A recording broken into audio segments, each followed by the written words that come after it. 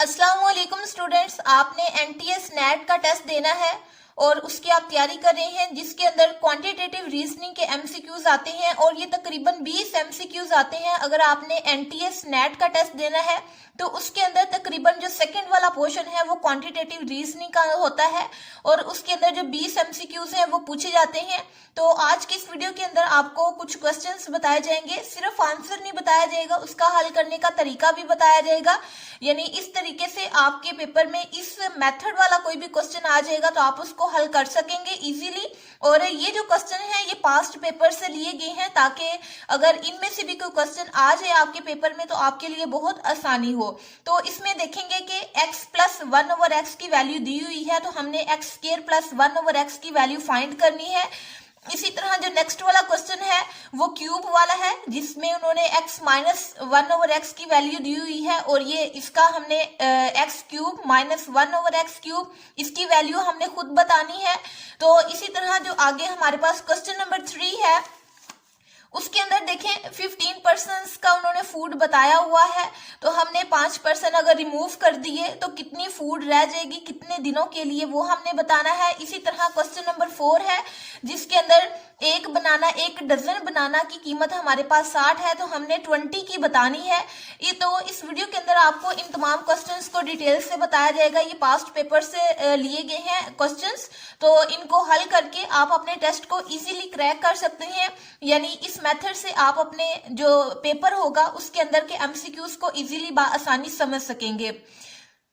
तो स्टार्ट करते हैं हम अपने एमसीक्यूज को। पहले वाला जो हमारे पास है वो है if the value of x plus 1/x is equal to 3। यानी इसकी वैल्यू हमें दी हुई है और हमें कहते हैं कि x स्क्वायर प्लस 1/x की वैल्यू हमें फाइंड करके बताएं। तो हम सिंपल इसको हल करेंगे। इसका आंसर वैसे 7 है। अब ये आंसर 7 कैसे आया है वो ये हमने इसके मेथड से देखना है। तो सबसे पहले हम इसका क्या कर लेते हैं, स्क्वायर ले लेते हैं क्योंकि हमें x स्क्वायर चाहिए तो हम सिंपल इसका स्क्वायर लेंगे इस पूरी की पूरी वैल्यू का।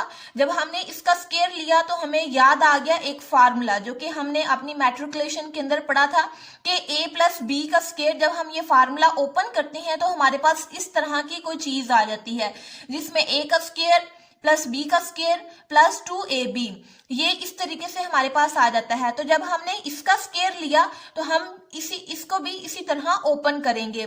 इसमें ये जो x है ये हमारे पास a की वैल्यू है और ये 1/x जो है ये b की वैल्यू है और ये जो है इसका स्क्वायर लेंगे तो ये 9 आ जाएगा। इसको हम एज इट इज बराबर के इस इक्वल के आगे जो है वो लिख देंगे।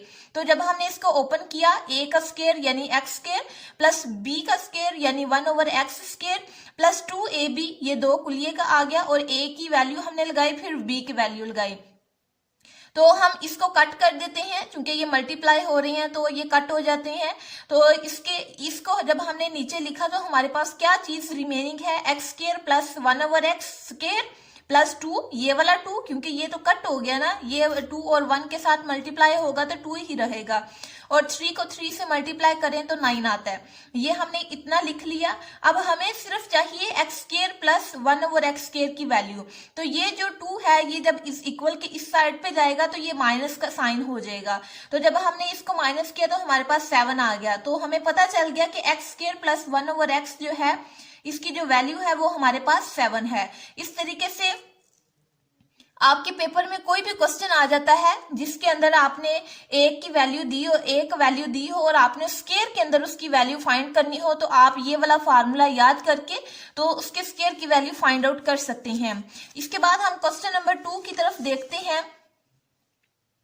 जो क्वेश्चन नंबर 2 है वो है हमारे पास x स्क्वायर माइनस x, इसकी वैल्यू ये दी हुई है 2 और हमने x क्यूब की वैल्यू फाइंड करनी है यानी x के 3 माइनस 1/x3। तो इसके लिए भी हम फार्मूला लगाएंगे। वैसे पहले इसका आंसर देख लेते हैं। 14 इसका आंसर है, रट्टा नहीं लगाना, हम इसको देखते हैं, इसको हल करते हैं। तो सबसे पहले हमने क्या किया, इसका क्यूब ले लिया। ये हमने क्यूब ले लिया। अब हमें क्यूब का फार्मूला आता होगा जो हमने मैट्रिक के अंदर पढ़ा है कि जब ये क्यूब लेते हैं तो a का क्यूब b का क्यूब -3ab, और ये इस तरीके से ये हमारे पास वैल्यू आती है। तो हमने इसी फार्मूले को इसके अंदर अप्लाई करना है। इसमें मैं आपको बता दूं ये जो x है ये हमारे पास a है और ये 1/x ये हमारे पास b है। तो ये हम इसका ये फार्मूला हमने इसी तरह एज इट इज ओपन किया। अब ये जो है ना 2 की पावर 3, इसका मतलब वाला क्या है कि हमने क्या करना है, 2 को 3 दफा लिखना है और इनको मल्टीप्लाई करना है। तो जब हम देखते हैं ये जब इसके साथ मल्टीप्लाई किया 4 2s are 8 होता है, तो हमारे पास 8 आंसर आ गया। तो इस तरीके से हमने ये फार्मूला ओपन कर लिया। तो एक तो ये x इसके साथ कट हो गया और ये जो x -1/x है इसको हमने इसी तरह नीचे लिख दिया ताकि हमें कंफ्यूजन ना हो। ये हमने लिखा इस तरह, ये भी लिखा। अब ये जो है ना x -1/x इसकी वैल्यू उन्होंने क्वेश्चन के अंदर खुद बताई हुई है 2, तो हम इसकी जगह पे 2 लगा देंगे। ये हमने इसकी जगह पे 2 लगाया। जब हम इसको मल्टीप्लाई करते हैं तो हमारे पास आता है 6, और ये जो 6 है ये इस इक्वल के इस साइड पे है, ये है माइनस का, इसके साथ माइनस का साइन है। जब ये इस इक्वल के इस वाली साइड पे जाएगा तो इसका साइन चेंज हो जाएगा और ये प्लस का हो जाएगा। तो ये चूंकि ये चीज हमने फाइंड आउट करनी है, ये इस इक्वल के इसी साइड पे रहेगी। तो जब हमने इनको प्लस किया तो हमारे पास 14 आंसर आ गया। इस तरीके से आप इस क्यूब वाले क्वेश्चन को हल कर सकते हैं। आपने सिर्फ ये एक फार्मूला याद रखना है, इसके अंदर कोई भी गलती नहीं होनी चाहिए ताकि आपके क्वेश्चन का जो आंसर है वो ठीक आए। और हो सकता है कि आपके पेपर में यही वाला क्वेश्चन आ जाए क्योंकि ये पास्ट पेपर से लिया गया है, तो आप इस क्वेश्चन को भी हल कर सकते हैं अच्छे से। इसके बाद क्वेश्चन नंबर 3 हम देखते हैं। क्वेश्चन नंबर 3 के अंदर क्या है कि in a house of 15 persons food was sufficient for 30 days। If 5 person left the house for how many days would the food be sufficient.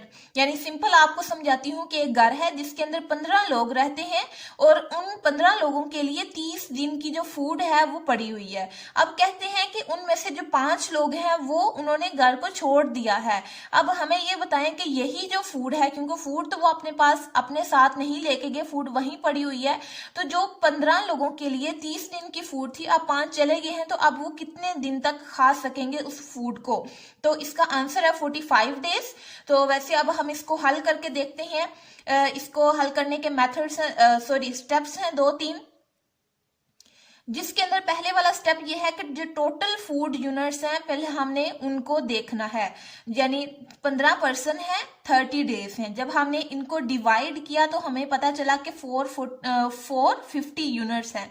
यानी इसको हल करने के लिए इस क्वेश्चन को हमने इस फूड को यूनिट्स के अंदर मेजर कर लिया कि हमारे पास जो फूड है उसके 450 यूनिट्स हैं हमारे पास फिलहाल, यानी जब 15 लोग हैं और 30 डेज हैं। अब हमने क्या करना है कि जो न्यू नंबर ऑफ पीपल है वो देखना है। यानी 5 लोग जो है वो लेफ्ट कर गए हैं, तो इस ये 15 में से हम 5 माइनस कर देंगे तो हमारे पास आ जाएगा 10, यानी बाकी 10 लोग रह गए। हम चूंकि टोटल फूड ये है, अब टोटल पीपल ये हैं, तो हमने इनको क्या करना है, डिवाइड कर देना है।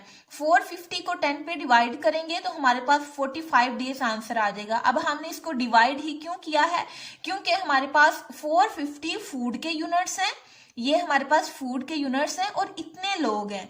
अब इतने लोगों में हमने क्या करनी है, फूड को डिवाइड करना है ताकि हमें पता चले कि वो कितने डेज तक इस फूड को यूज कर सकते हैं। तो जब हमने इनको डिवाइड किया तो हमारे पास 45 डेज आंसर आ गया। इस तरीके से आप इस क्वेश्चन को हल कर सकते हैं और ये कॉमन सीरीज का क्वेश्चन है, यानी ये एनालिटिकल जो रीजनिंग है उसके अंदर इस तरह के कॉमन क्वेश्चन पूछे जाते हैं ताकि आपकी जो एबिलिटी है प्रॉब्लम्स को सॉल्व करने की वो देखी जा सके। अब हम ये आगे वाला क्वेश्चन देखते हैं और ये इस वीडियो का लास्ट क्वेश्चन है। नेक्स्ट वाले क्वेश्चन नेक्स्ट वीडियो के अंदर होंगे। क्वेश्चन नंबर 4 है, a street hawker is selling bananas at the rate of 60 per dozen, यानी ये जो बनाना है उसकी एक डजन, डजन का मतलब होता है दर्जन, यानी जो 12 बनानास है उनकी जो कीमत है वो 60 रुपीज है। लेकिन जो एक आदमी है वो 20 बनानास खरीदना चाहता है, तो वो कितने रुपीज देगा? तो अगर तो वो डजन में खरीदता, यानी 12 होते या फिर 24 होते, इसका मतलब 2 डजन हो गया, या फिर 36 होते, इसका मतलब 3 डजन हो गया। तो लेकिन वो 20 खरीदना चाहते हैं, तो हम कैसे बताएंगे कि वो कितने रुपीस देगा शॉपकीपर को? तो उसका आंसर है 100। अब ये 100 कैसे आया है, हम हल करके इसको देख लेते हैं। तो इसका पहले वाला स्टेप है कि हमें एक बनाना की जो रुपीस है उसकी जो कीमत है वो हमें मालूम होनी चाहिए। वो हम कैसे मालूम करेंगे? हमें पता है कि जो 60 रुपीज है वो वैल्यू है 12 बनानास की, तो हम इसको डिवाइड करेंगे, हमारे पास आंसर आ जाएगा एक बनाना की वैल्यू। एक बनाना की वैल्यू क्या है? 5 रुपीज। अगर एक बनाना की वैल्यू 5 रुपीज है तो फिर 20 की कितनी होगी? हम 20 के साथ इसको मल्टीप्लाई करेंगे तो सिंपली हमारे पास 100 आंसर आ जाएगा, यानी कि 20 बनानास के लिए उसने 100 रुपीज पे करने हैं। ये थोड़ा सा कॉमन सीरीज का क्वेश्चन है, आपने इसको कॉमन तरीके से सोच के भी हल कर सकते हैं कि अगर हमारे पास 60 रुपीज हैं और जो वो 12 बनानास की क्या है आपके पास कीमत, तो आप उसको डिवाइड करेंगे, एक बनाना की प्राइस निकालेंगे और एक बनाना की प्राइस आपको मालूम हो गई है। अब जितने मर्जी उन्होंने पूछा हुआ है आप उसके साथ उसको क्या कर देंगे? डिवाइड कर देंगे, तो आपके पास आंसर आ जाएगा। तो आई होप